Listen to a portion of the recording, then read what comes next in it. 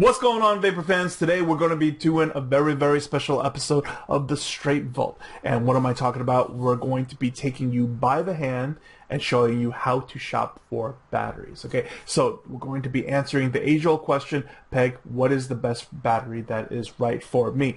We're going to be solving that once and for all, and I'm going to show you guys how to do that on my website as well as any other website out there. Okay, so no graph time on this particular episode because we're going to have a lot of charts involved in this, and it's going to be simple, intuitive, and it's not going to go over anybody's heads. Okay, so are you guys ready? So grab a friend, grab some popcorn, and let's do this.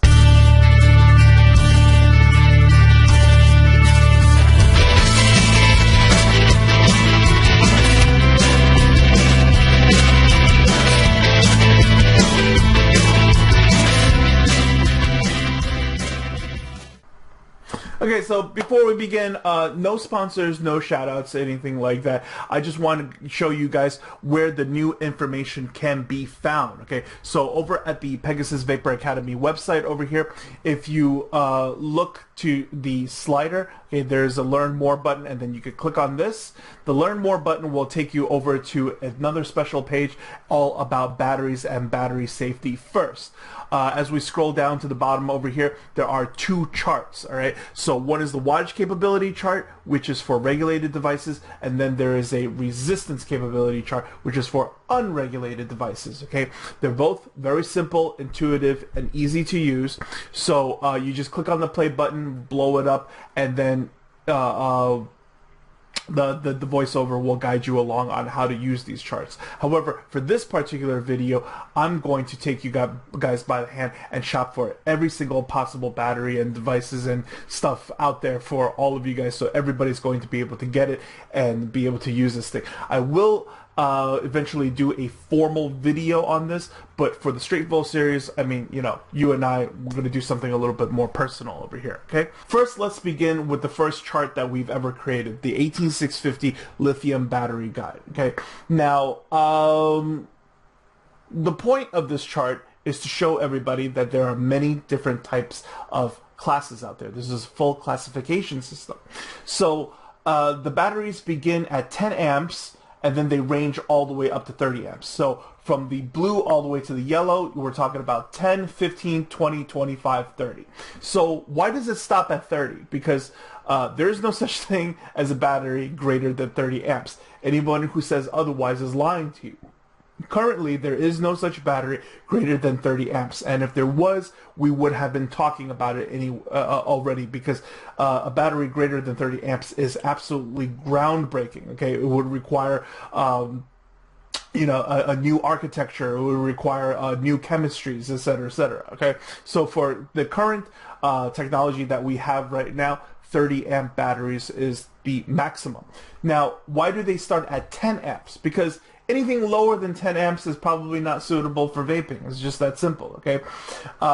We need to use high drain batteries for the purpose of vaping, and high drain begins at 10 amps, all right? So with that said, I wanted to quickly go over the regulated modes over here, okay? For regulated mods of 35 watts all the way to 70 watts, we're guessing that, like, if your device maxes out somewhere around these wattages, most likely your device is probably just running on a single battery. It's not until you go into the 100, 150, 200 watt range does devices really start to begin carrying you know, two batteries in series configuration, and this is exactly why they say in series in parentheses over here.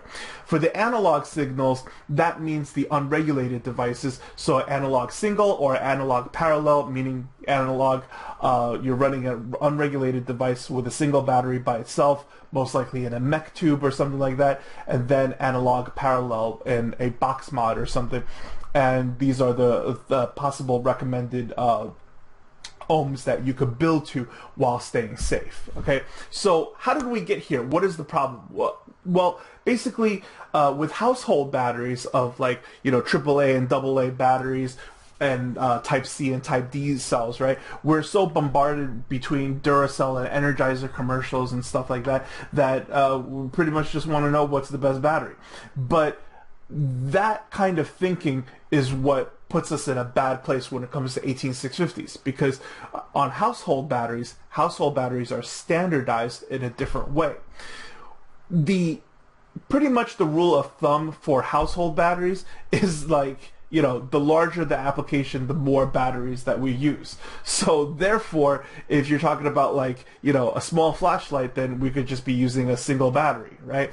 And then it isn't until we get into more complicated devices where, like, you know, a remote control would use 2 batteries, and some might even use 4 for being a larger remote control, until we get all the way up to larger flashlights and larger boom boxes that could go all the way up to using, you know, 8D batteries, right?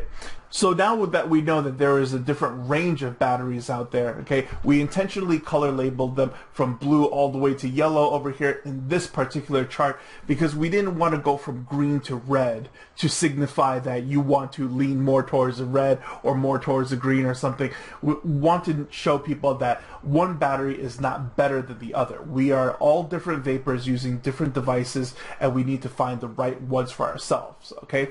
Now, I also noted over here that although the Class E battery, which is this one, is the highest amperage battery, it can safely fit into all devices. However, it would be a waste to do that if you don't need that much amperage, because if you put something like a 30 amp battery where you only need to run 15 amps, then you lose 2000 milliamp hours of vape time in between. So moving on, let's talk about the regulated chart and the unregulated chart. This is the 18650 wattage capability chart for regulated devices.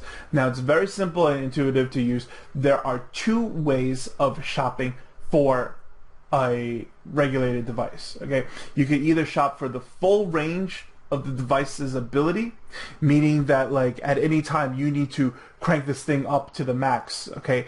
Then we're shopping for the full range capability of the device. Or you are a very disciplined vapor and you know you don't ever crank it beyond a certain wattage number, and therefore you could shop for exactly that, all right? So how do we do this? First, we look to the left-hand side over here, okay? And how many batteries does your configuration require? Now, some of you are going to be asking, yeah, I see that there's 1 battery, 2, and then 3 over here, but what about series and parallel setups, Peg?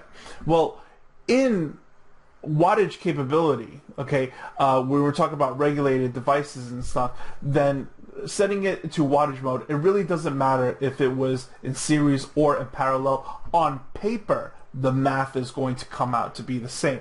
However, that doesn't mean that it's going to be the same practicality in real life vaping, all right? For example, triple series to go all the way up to 279 watts is very plausible, right? But triple parallel to go all the way up to 300 watts, well, it's not that it's not going to happen, but you're going to hold down that button for a very, very, very, very, very long time. Most likely to the point where 1500 mAh will not get you there, although the 30 amps will support it. You see what I'm saying? So not quite the setup that you want to use to get there. However, on paper, the math would equate. So how is the math done for this thing, and how did we get here? Well, for all of our charts that we use, okay, we're going to do something very conservative on it, okay? I'm not going to go above and beyond. I got to make sure that for every single battery that I promise that it will do 10 amps, 15 amps, 20, 25, 30, we could do that for the full duration cycle of the battery. Okay, so in order to do that, you want to calculate your Ohm's law using nominal voltage down to the cutoff when dealing with wattage capability. So you want to start with 3.6 and calculate down to the cutoff, which is 3.1. Some devices will cut off at 3.2. Some devices cut off at 3.1. So we use something slightly lower just to, you know, get our point across. But the point is that, like, if you were using a single battery device over here and you were vaping at 36 watts or 31 watts, okay, a 10 amp battery would be able to fire 10 amps across the board for the full duration of the full cycle of the battery. Okay, any higher than that, then we're not able to guarantee 10 amps out of this battery, right? Now, So what do we do here? Okay, we go ahead and then we choose exactly how many batteries is used for our device. So let's say we had something like a snow wolf, right? And now we're trying to shop for the full range of the snow wolf. Well, we know that a snow wolf uses 2 batteries in series and it fires to a maximum of 200 watts. So we slide over to the right over here, this is your 200 watt range. And then when we trace upwards, this takes us to the Type E battery. So this tells us that a pair of Type E batteries is what's going to be sufficient for the snow wolf if we're trying to max it out.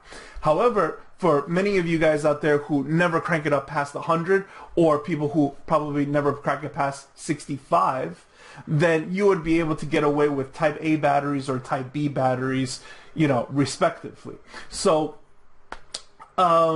that would be the difference between shopping for the full range capability of a device versus shopping for your personal settings. All right, so here's where we want to move on to the more popular devices, and I've been getting this question very, very often, which is, Peg, I got a RX 200 from Wizbeck. I got a Rouleau from Wizbeck, and they're using 3 batteries in there. And what's good for it? I want to buy something safe. I want to buy something that'll take care of it. And I noticed that a lot of people are buying Type D batteries. I'm not too sure if it's specifically for this application, but I want you to see and know that buying Type D batteries is way more than you need. Okay, that the device itself needs, that you can handle. Okay, for many people out there using a Wizmec RX 200 or something, most likely they don't even crank it up past 100 watts, because a 100 watt vape is actually very, very satisfying, as we all know. So yeah, looking at the chart over here with the math done for you, you would be able to get away with Type A batteries in a triple series setup in a Rouleau if you never cranked it past 100 watts. Is that kind of an eye-opener for some of you guys out there, that you can actually just get away with Type A batteries, and therefore the rest of all of that power, of all of that density, can go into your vape time? You know what I mean? If you were just your average vapor, I think you'd be able to get for your average vapor out there, I think you'd actually be able to get about 2 days of vape time using triple Type A batteries or 10 amp batteries. Okay, so let's move on past this one, because I think you guys already have the gist of it. To just follow how many batteries are being used in your regulated device, slide over to the right to your comfort zone, and then look up, and you'll know exactly what kind of battery that you should be purchasing. Okay. All right, here we are at the resistance capability chart. I know a lot of you guys are waiting for this one. This is the newest chart to be released on the PVA website. So what's going on the left side over here? Looks a little bit different from the wattage capability. Well, it is exactly as it looks, and it is exactly what you guys guess it is. All right. The single battery over here is most likely for your single tube mech mods, and the dual batteries over here is in dual parallel, dual series, and then triple series. As I explained before, when we're going into like more power and heavier vaping, the triple parallel setup is really meant for longer vape time and not really looking for more performance. Okay, so let's talk about a couple of these setups first. Okay, so basically, one more time, depending on what setup you need is where you would start with first, and then you would slide along to the right to find exactly where you build at, what your comfort zone is, right? And then once you trace upwards, you'll see what kind of battery supports it, the Type D, the Type E, and you guys already know in your hearts 10 amp, 15, 20, 25, 30. Okay, so let's talk about the single battery first. Okay, you'll notice that over here, okay, that we go all the way to 0.14 to 0.12. Here's what I want to say about this. Okay, there's going to be some people who are going to build their atomizers at 0.09, 0.8, and then they went ahead and they used like a HB6 battery or a VTC3, and they said that they're fine with it, right? I put in a Pegasus Type E battery and there's no problems or whatever, right? However, we have to put that in a more realistic perspective first, okay? If you're not holding down the battery for the full duration of what it is capable of, right, then you're not putting yourself into that danger zone. So let's put this in a relative perspective of a analogy. Let's say we have like a Toyota Corolla, right? It's a simple commuter car. It's not meant for racing or anything like that, and it's capable of going 110 miles per hour, right? But if we only hold the gas pedal down for a few seconds, we're not even close. We're not even close to there. So you go ahead and tune your atomizer for 0.14, 0.12, 0.09, 0.8, okay? And then we fire the button on this thing for, I don't know, anywhere between 3 to 4, maybe 5 seconds tops. You are not holding down the button for the full capability of its top speed. Does that make sense? And that's why, although I'm not going to go ahead and recommend anyone go beyond the 0.12, but for those people who are going to break the rules and do so anyways, I don't see anybody really hurting themselves because of this. You see, am I making myself clear? Although I don't recommend it, I'd also be pretty shocked if anyone actually hurt themselves because of that as well, okay? You really have to continuously fire that button and keep holding it down for a long time before anything bad's going to happen, okay? So let's move on over here. I know a lot of people out there got noisy crickets, right? So let's shop for noisy cricket together. As you see on the side over here, there's 2 batteries in series, and let's slide along to the right to where your comfort level is. I know a lot of people build either between the 0.5 range, which is actually a Type B battery that you could get away with, or all the way down to somewhere around 0.3. Most pros will tell you do not build it beyond like a 0.3 because now it's a very warm vape, okay? And if you need more power, then definitely move on to a triple series device as opposed to build any lower than this.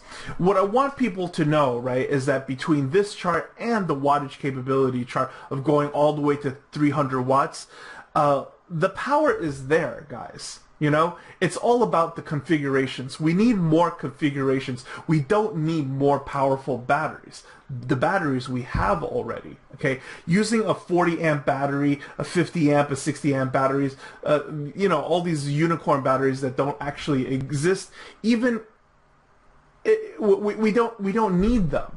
We need better configurations because using more batteries when you go into like this much of a power vaping is actually safer than using lesser amount of batteries, right? So this puts us in a safer range because now the amperage requirement would be less because we're using more batteries that is sharing the load together as opposed to using fewer batteries, and that's what makes things dangerous. So as I just said before, rather than seeking more powerful batteries and building even lower, you should just move on to a triple series device if you absolutely are hungry for more power. Okay? So, yeah, guys. Questions below, if anything, right? I'm sure this has been very eye-opening for all of us that, if you just follow these 2 simple charts and stuff, regardless if it's for your